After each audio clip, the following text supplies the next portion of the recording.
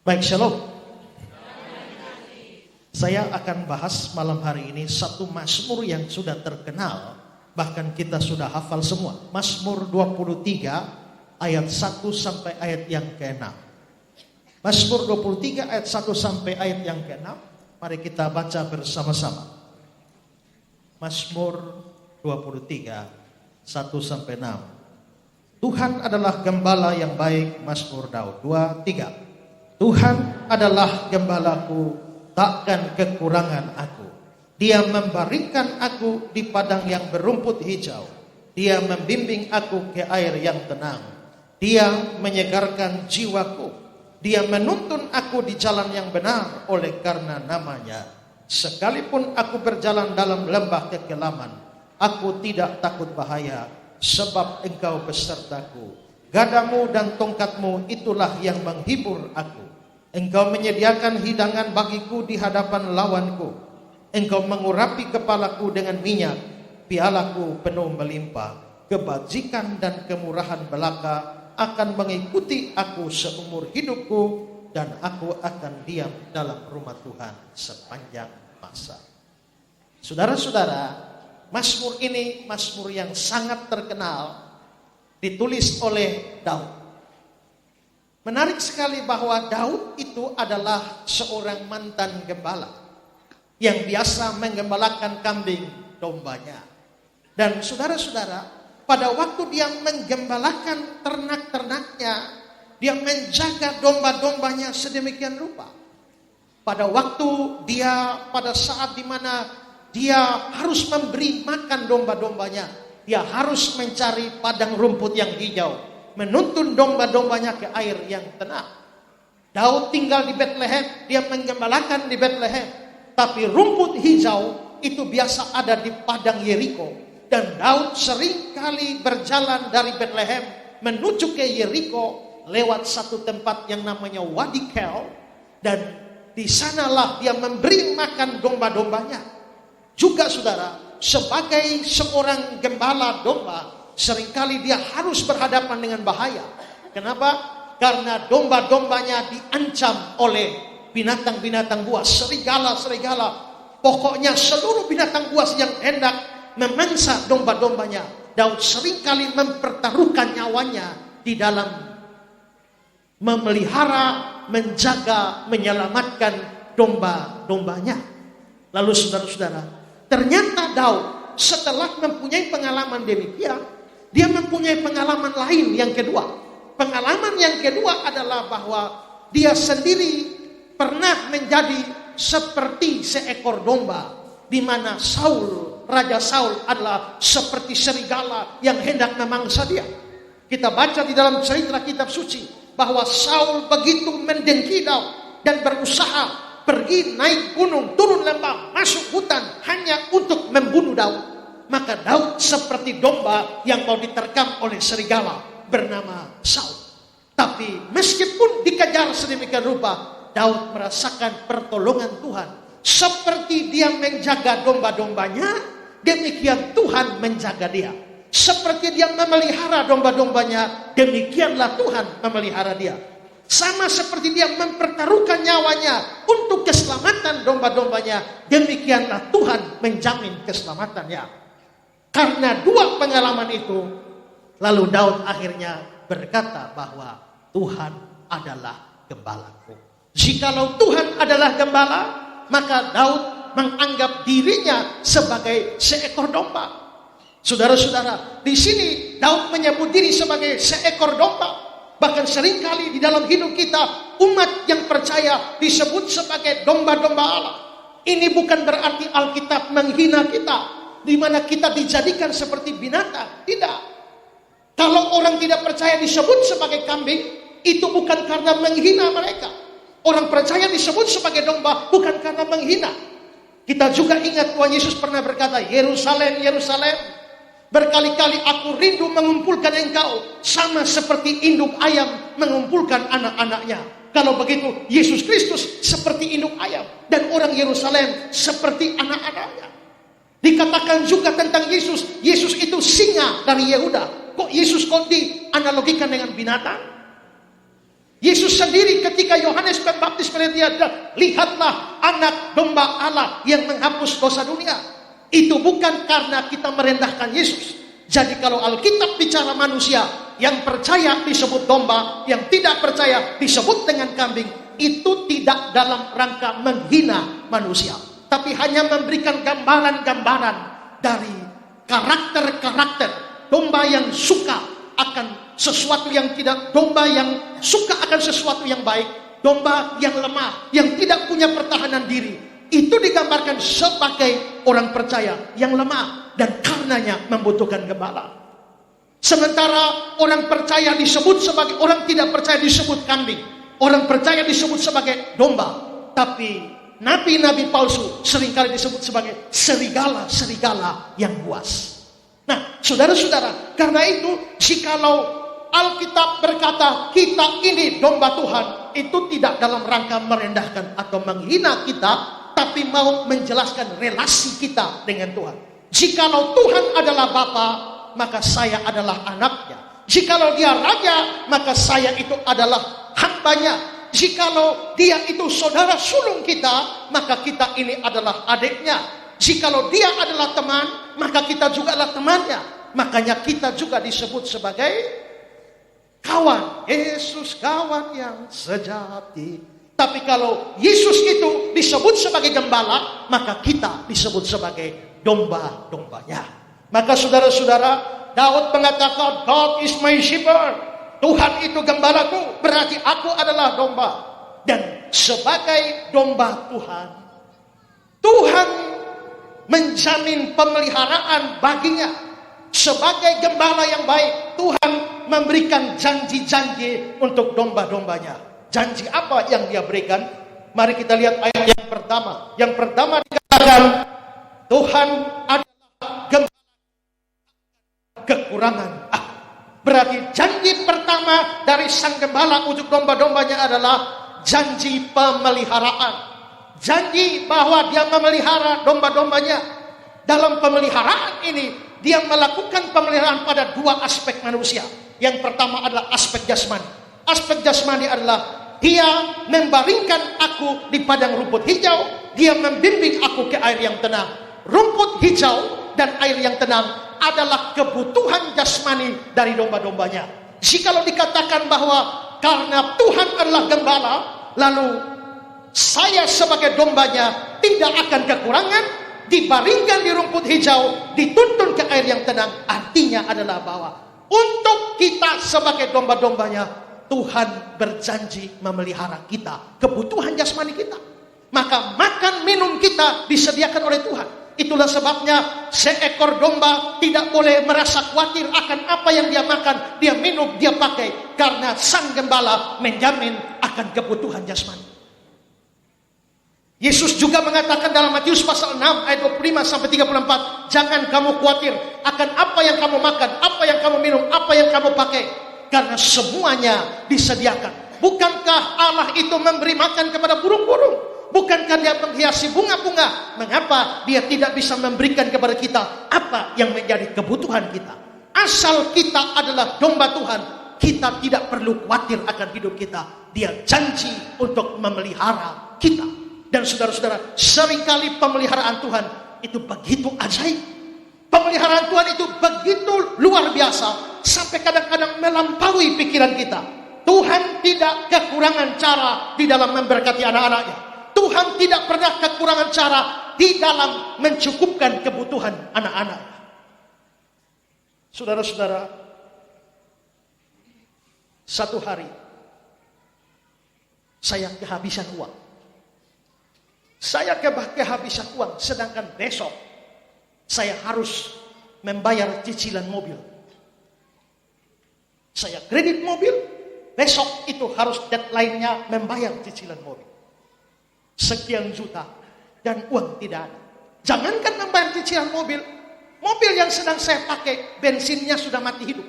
Klik, dan sedikit lagi mati dan tidak punya duit. Lalu saya bilang, Tuhan ini bagaimana ini? Kalau mati mobil di jalan habis bensin, celakalah saya. Sedangkan saya sedang dalam pelayanan. Saya akhirnya masuk ke dalam pelayanan, saya sedang siaran radio. Sementara saya siaran radio, pas selesai saya keluar, tiba-tiba satu orang menunggu saya di halaman radio. Lalu dia bilang, Pak Ezra, perkenalkan, nama saya ini. Bolehkah saya bersaksi? Boleh. Lalu dia bersaksi, Pak Ezra, saya ini dulunya adalah pemabuk luar biasa. Saya mabuk secara luar biasa. Mabuk di atas rata-rata. Begitu kan? Ya, setiap hari kerja saya hanya minum mabuk. Terus, satu kali dalam keadaan mabuk yang luar biasa, teman-teman tidak bawa saya pulang. Tapi mereka membuang saya di kebun jagung. Dan saya mabuk di kebun jagung. Ternyata di tengah kebun jagung itu, ada satu rumah di tengah-tengah kebun itu lagi putar radio. Dan ternyata yang diputar radio itu adalah khotbahnya Pak Ezra. Dan di khotbah itu Pak Ezra berteriak, hai pemabuk, bertobatlah. Dan saya sedang mabuk dan saya dengar khotbah itu. Akhirnya saya ambil keputusan bertobat dari mabuk. Kalau saya tanya, waktu ambil keputusan itu masih mabuk? Sadar tidak?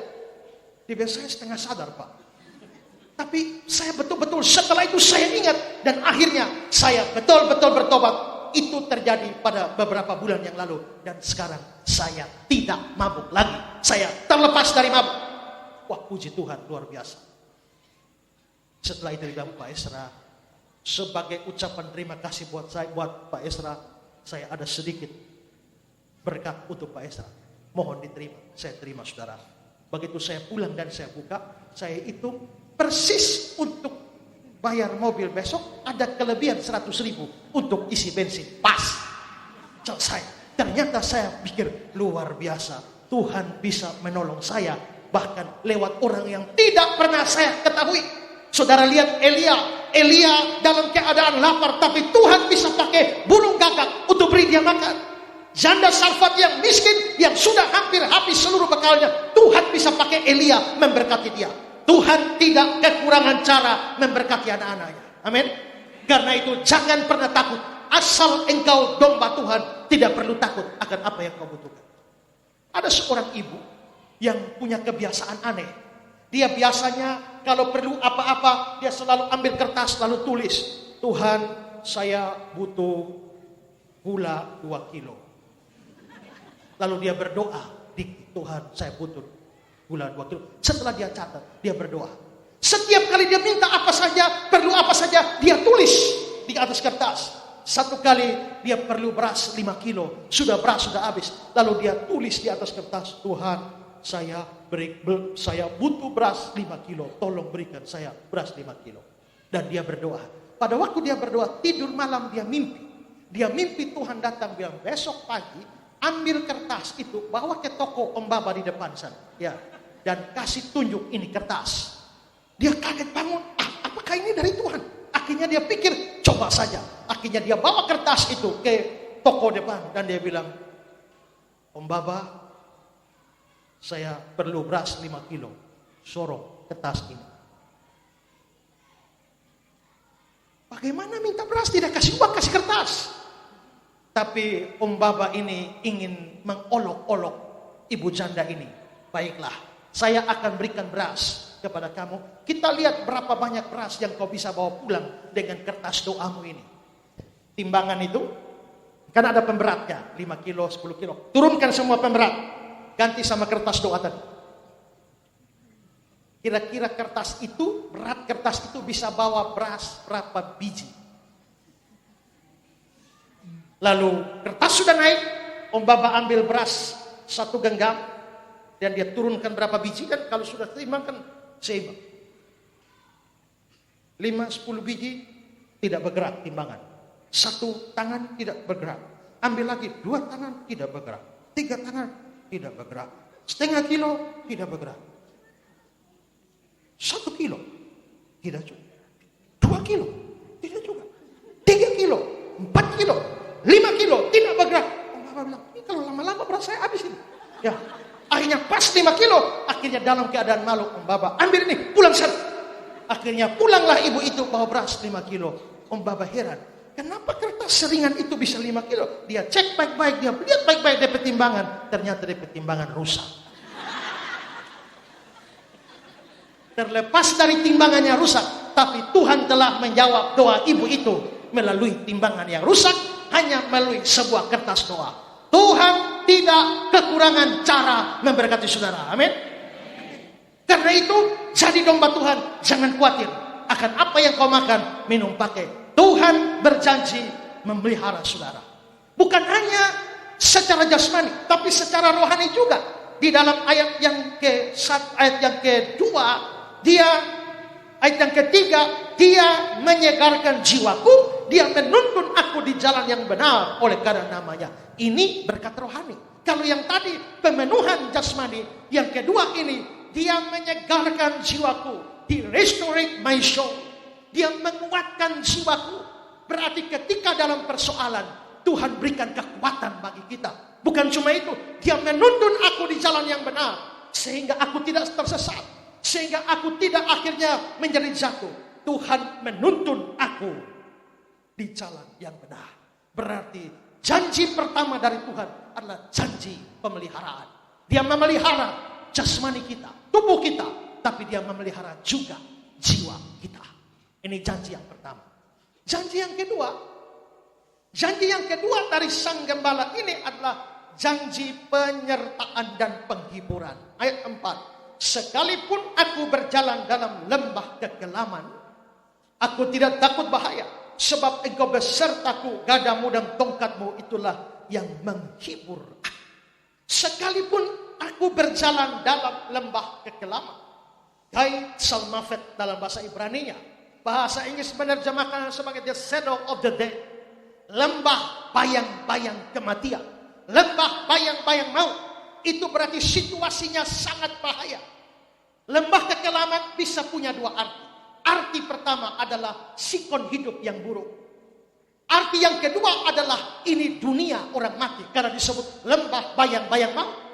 Berarti semua orang pasti akan masuk dalam lembah kekelaman. Setiap saudara bagaimanapun juga pasti akan masuk lembah kekelaman. Pertama, tidak ada orang senang selamanya di dunia. Ada saatnya menderita, ada saatnya susah, ada saatnya sengsara, ada saatnya penuh problem. Tapi juga ada saatnya semua orang akan mati. Seperti saya bicara kemarin. Berarti lambat atau cepat setiap kita akan masuk dalam lembah kekelaman.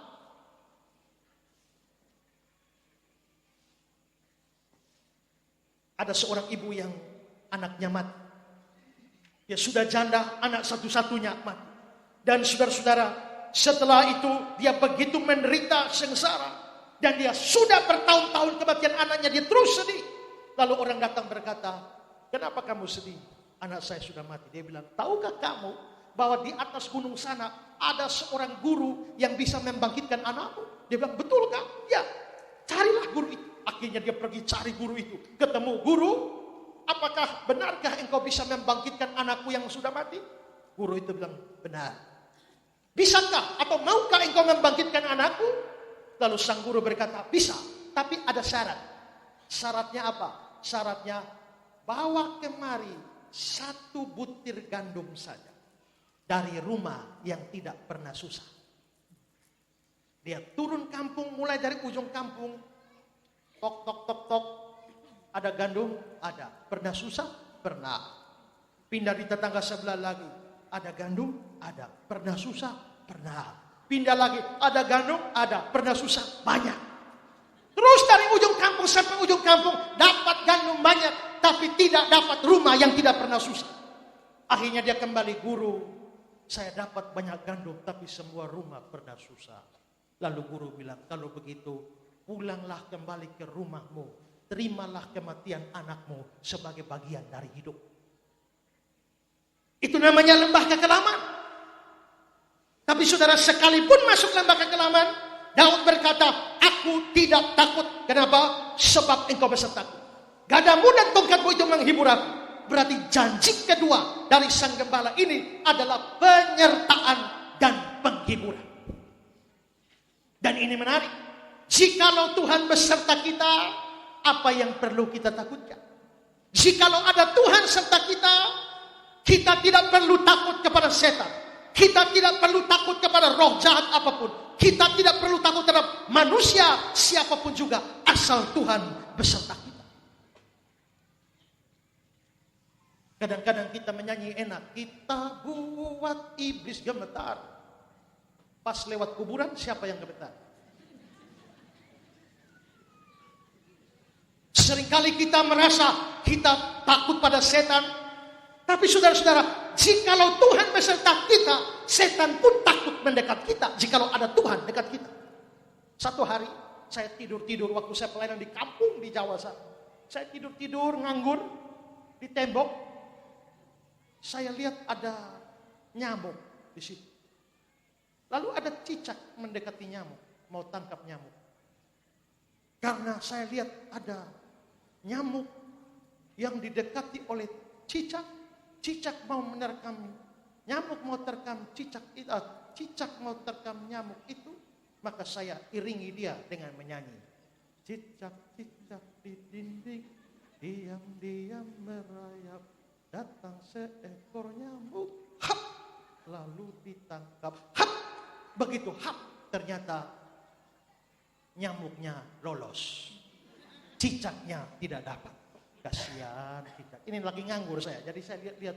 Kasihan cicaknya ya. Mau makan malam, tidak dapat. Sementara saya pikir-pikir begitu, nyamuk satu terbang, hinggap di tangan saya. Ada nyamuk hinggap di tangan saya. Dapat nyamuknya, maka muncullah perasaan perih kebinatangan saya untuk membantu cicak tadi. Karena tadi cicak tangkap nyamuk tidak dapat, sekarang di tangan saya ada nyamuk. Lalu saya ambil kursi dan naik di atas, lalu saya cicak itu dan saya cicak, nih nyamuk, ini nyamuk, dan ternyata cicaknya lari. Pertanyaan saya, apakah cicak lari karena takut nyamuk?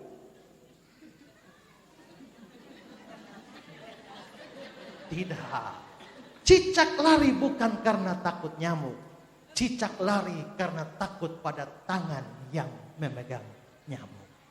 Setan tidak takut kau. Tapi kalau kau berada di dalam tangan Tuhan, setan bisa gemetar. Amin. Amin. Jikalau Tuhan menyertai kita, siapa yang dapat melawan kita? Disertai itu membuat kita kuat. Dulu saya suka sekali berkelahi sebelum bertobat. Kadang-kadang saya harus berkelahi dengan teman-teman yang latihan bela diri. Ada dan 1, dan 2, dan 3. Tapi saya bilang, kau boleh dan 1. Dan 1, dan 2, dan 3 itu pangkat tingkatan di dalam bela diri. Saya bilang, kau boleh dan 1, dan 2, dan 3. Saya tidak takut. Kenapa? Saya dan kawan-kawan. Kalau sudah dan kawan-kawan, berarti ada yang menyertai. Saya tidak takut. Nah, yang menyertai kita ini bukan kawan-kawan. Yang menyertai kita ini adalah Sang Gembala, Tuhan sendiri yang menyertai kita. Apa yang perlu kita takut? Dia bukan hanya menguatkan kita, tapi bahkan gadanya, tongkatnya, itulah yang menghibur kita. Janji kedua yaitu penyertaan dan penghiburan. Janji pertama, janji pemeliharaan. Janji kedua, janji penyertaan dan penghiburan. Janji yang ketiga di dalam ayat yang ke-6. Ayat yang ke-6. Kebajikan dan kemurahan belaka akan mengikut aku seumur hidupku, dan aku akan diam dalam rumah Tuhan sepanjang masa. Saudara lihat, penyertaan Tuhan itu berlaku seumur hidup. Tapi bukan hanya seumur hidup. Kalau penyertaan Tuhan hanya seumur hidup, berarti selesai di lubang kubur. Ternyata bukan hanya seumur hidup, tapi sepanjang masa. Berarti janji Tuhan di sini itu janji yang kekal. Dia menyertai kita sepanjang masa. Di mana? Aku akan diam di mana? Di rumah Tuhan. Berapa lama? Sepanjang masa. Kalau aku harus diam di rumah Tuhan sepanjang masa, rumah Tuhannya harus sepanjang masa. Rumah Tuhan mana yang sepanjang masa? Apakah bait Allah? Apakah gereja? Tidak. Karena apa? Karena zaman Daud bait Allah belum ada. Bait Allah baru ada pada zaman Salomo. Setelah zaman Salomo, setelah kerajaan Israel pecah, lalu bait Allah hancur. Setelah itu bangsa Yehuda dihancurkan oleh bangsa Babilonia. Bait Allah rata dengan tanah. Waktu pulang zaman Esra Nehemia, mendirikan bait Allah yang kedua. Setelah itu bait Allah kedua dipugar oleh Raja Herodes, lalu menjadi bait Allah yang megah sekali. Bait Allah pada zaman Yesus. Dan pada tahun 70, bait Allah itu dihancurkan oleh Vespasianus dan Jenderal Titus dari Jerman, dari Romawi. Dan setelah itu Bait Allah hancur total mulai tahun 70 sampai hari ini. Bait Allah tidak pernah berdiri lagi. Kalau saudara pergi ke Israel sekarang, saudara hanya akan menemukan Western Wall, tembok barat dari Bait Allah, kota Yerusalem yang kuno, tapi Bait Allah tidak pernah ada lagi. Itu berarti rumah Tuhan di dunia sudah musnah. Tapi dalam ayat ini dikatakan rumah Tuhan itu sepanjang masa. Berarti rumah Tuhan ini bukan Bait Allah. Rumah Tuhan ini bukan gereja. Rumah Tuhan yang ada sepanjang masa pastilah rumah yang kekal di surga. Dan Tuhan akan menyertai kita. Kita akan diam dalam rumah Tuhan sepanjang masa. Berarti janji ini sebenarnya adalah janji keselamatan yang bersifat kekal. Maka Tuhan tidak hanya berjanji memelihara kita di dunia. Dia tidak hanya berjanji menyertai menghibur kita di dunia. Bahkan sampai kita mati, Dia terus menyertai kita di dalam kekekalan. Dia terus menyertai kita. Maka ini janji yang luar biasa. Bagi setiap orang yang percaya Dia, yang menjadi domba-domba Tuhan, saudara terima 3 janji. Janji penyertaan, janji pemeliharaan, janji penyertaan dan penghiburan, dan janji keselamatan yang kekal. Itu akan didapat kalau saudara domba. Kalau saudara bukan orang percaya, saudara bukan domba, saudara kambing. Menurut Matius pasal yang ke-25, orang yang percaya adalah domba, yang tidak percaya adalah kambing. Maka orang tidak percaya tidak akan mendapatkan 3 janji ini. Tapi orang percaya, dia sebagai domba, Tuhan sebagai gembala, maka dia akan menerima 3 janji ini. Karena itu, saudara-saudara, walaupun saudara sudah Kristen, saya tahu banyak orang Kristen hanya Kristen KTP. Itu bukan domba, itu kambing. Tapi kalau saudara sungguh-sungguh percaya Yesus, seperti saya bilang kemarin malam, terima Yesus sebagai juru selamat dan sebagai Tuhan, maka saudara menjadi domba Tuhan. Kalau saudara jadi domba Tuhan, saudara akan terima 3 janji ini. Ayo, keluarkan tangan semua. Tangan-tangan dikeluarkan. Ikut saya, tangannya keluar. Semua sudah? Ikut saya. Saya mau jadi domba Tuhan. Saya akan terima janji pemeliharaan Tuhan, janji penyertaan Tuhan, janji penghiburan Tuhan, dan janji keselamatan dari Tuhan. Pelan-pelan tutup tangannya. Masih masuk di satu. Nah, ini oleh-oleh dari Pak Esra buat jemaat laut. Beri kemuliaan bagi Tuhan Yesus. Amin.